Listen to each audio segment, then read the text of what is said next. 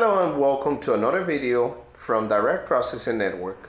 Today we're going to be talking about the Clover Flex mobile POS and how it works.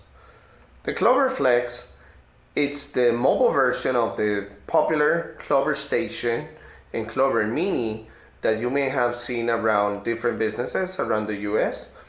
The Clover Flex comes with a big screen so that you can manage all of your orders and all of the details of your business. It comes with a receipt printer that you can put paper, so you have a way to print receipts for your customers. It also comes with a chip reader so that you can accept chip cards right here on the spot.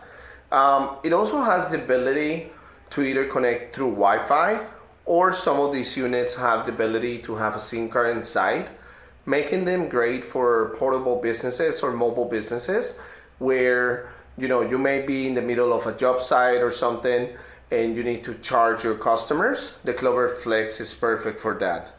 If you would like to watch more videos like this, make sure to subscribe to our channel, like this video, and leave us any comments below with future videos you would like to see. Thank you.